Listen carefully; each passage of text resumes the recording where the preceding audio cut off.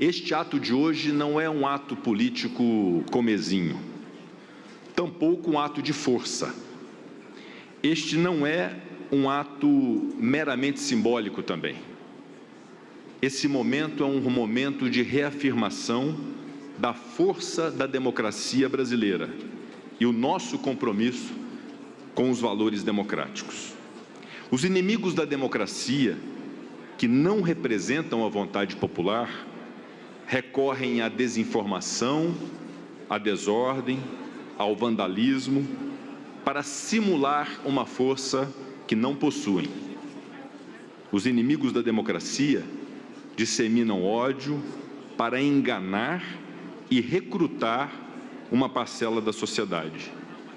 Os inimigos da democracia usam um falso discurso político para ascender ao poder, para neles se manterem de maneira ilegítima e para dissimular suas reais intenções. As instituições republicanas, por outro lado, são verdadeiramente fortes.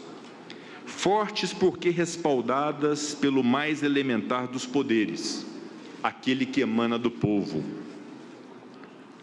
E quem tem força não precisa demonstrá-la de maneira vã. Quem tem força não recorre à bravata. Quem tem força tem o respaldo popular, tem o respaldo da lei e tem o respaldo da Constituição Federal. Esclareço que esse ato é um ato de reafirmação, reafirmação da opção democrática feita pelo povo brasileiro, reafirmação de que a defesa da democracia é uma ação permanente e constante, reafirmação da maturidade e da solidez de nossas instituições. Um ano após os abjetos atos golpistas contra a sede dos três poderes, cá estamos, presidente Lula, presidente Barroso, representantes do Executivo, do Legislativo, do Judiciário, do Ministério Público, da sociedade civil, para celebrar a democracia brasileira. Também estamos aqui para assegurar ao povo que a Constituição foi e continuará sendo cumprida. Ela não é letra morta, ao contrário, é um texto vivo, um sistema aberto de regras e princípios, cujas principais funções são combater o arbítrio político e resguardar direitos fundamentais do cidadão e da cidadã brasileira. A atual geração talvez não se lembre do contexto histórico que ensejou a promulgação da Constituição Cidadã de 1988. Vivíamos tempos sombrios, tempos de cidadania reprimida e de liberdade cerceada. Os primeiros exemplares da Constituição Federal de 1988 continham um prefácio de Ulisses Guimarães, presidente da Assembleia Nacional Constituinte, que descrevia por qual razão surgiu a nova Carta Magna e como ela protegeria a democracia brasileira de uma nova ruptura. Nas palavras de Ulisses, a Constituição, que ele chamou naquele primeiro momento de Constituição Coragem, aspas, nasceu do parto de profunda crise que abalava as instituições e convulsionava a sociedade. Na visão do Constituinte, a Constituição de 88 inovou ao dividir competências para vencer dificuldades, contra a ingovernabilidade concentrada em um, possibilitando a governabilidade de muitos. Ao final do prefácio, que representa uma verdadeira aula de constitucionalismo e história, Ulisses Guimarães concluiu, aspas, a Constituição durará com a democracia e só com a democracia sobrevivem para o povo a dignidade, a liberdade e a justiça. O ser humano somente pode ser livre quando há democracia. E a democracia somente existe, ministro Alexandre de Moraes, a democracia somente existe quando se respeita o processo eleitoral.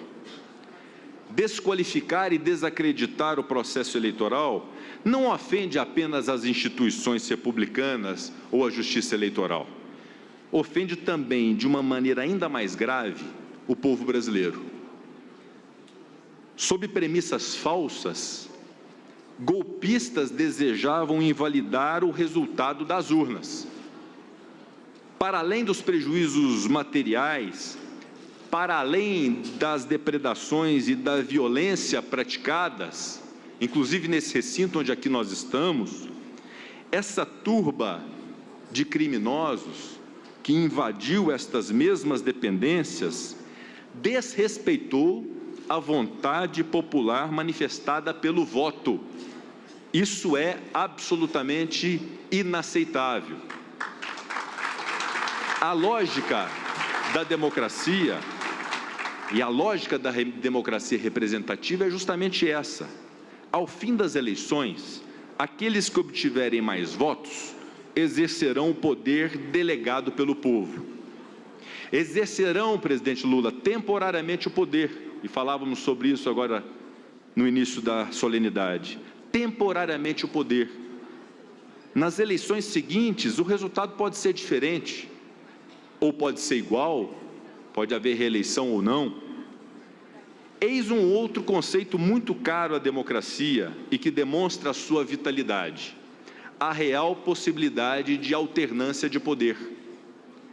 Aceitar com naturalidade e grandeza de espírito a vitória de um candidato com o qual não simpatizamos é dever cívico de todos nós.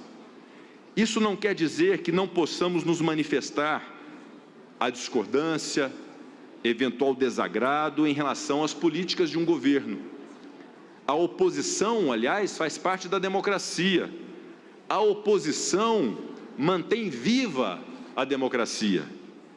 A Constituição garante a liberdade de expressão, a livre manifestação do pensamento vedado ao anonimato, os demais direitos das minorias, de modo que uma derrota nas urnas não significa a supressão política deste ou daquele grupo.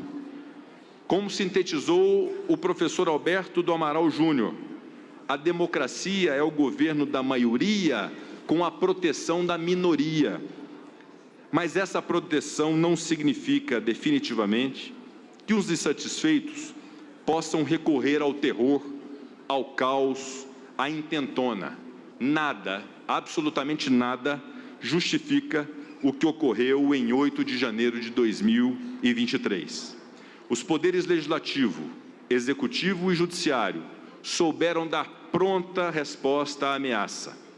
Para tanto, agiram com plena legitimidade popular, pois, ao contrário de golpistas, atuam de acordo com a Constituição. Neste ato, em que se celebra a maturidade e a solidez de nossa República, digo a todos os brasileiros, no alto da posição de presidente do Congresso Nacional Brasileiro, que os poderes permanecem vigilantes contra traidores da pátria, contra essa minoria que deseja tomar poder ao arrepio da Constituição. De modo específico, afirmo que o Congresso Nacional é esteio seguro da democracia. Estaremos sempre abertos ao debate, estaremos sempre abertos ao pluralismo e ao dissenso, mas nunca toleraremos a violência, o golpismo, o exercício arbitrário de razões, o desrespeito à vontade do povo brasileiro. Há algo urgente que anda ao lado da defesa da democracia e que demanda igualmente nossa atenção, meus caros colegas parlamentares aqui presentes.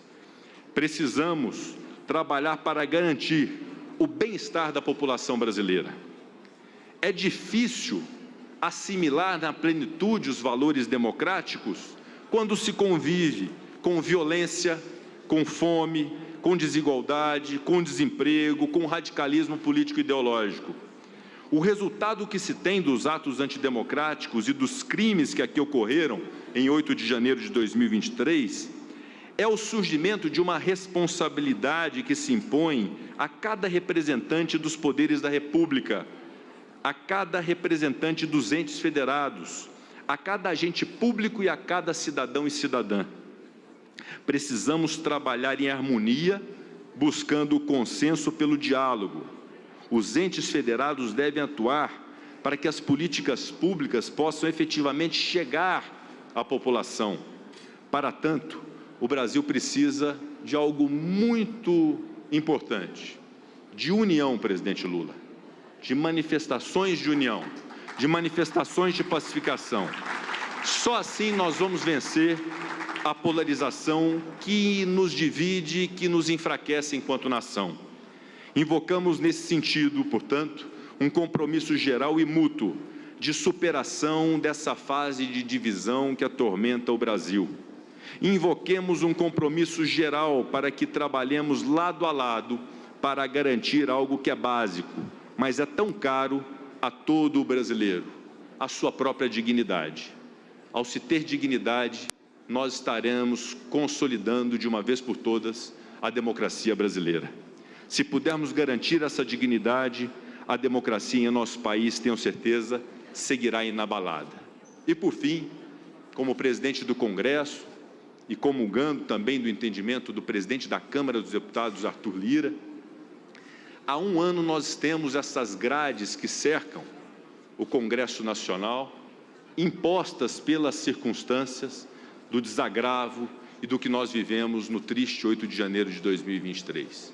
É chegada a hora, em 8 de janeiro de 2024, um ano após esta tragédia democrática do Brasil, abrir o Congresso Nacional para o povo brasileiro. Retirar essas grades que circundam o Congresso Nacional, para que todos tenham a compreensão de que esta casa é a casa deles, é a casa do povo, é a casa de representantes eleitos, onde as decisões devem ser tomadas para o rumo do Brasil. Portanto, o sentimento para todos os brasileiros e brasileiras, independente da linha ideológica, independente da linha política, independente do partido político, tenham a compreensão de que esta casa é aberta a todos os mais de 200 milhões de brasileiros igualmente, pois esta é a casa do povo, esta é a casa dos estados, por isso a decisão de suprimirmos essas grades, quero acreditar, de uma maneira definitiva, como símbolo dessa democracia viva que nós buscamos ter. Muito obrigado.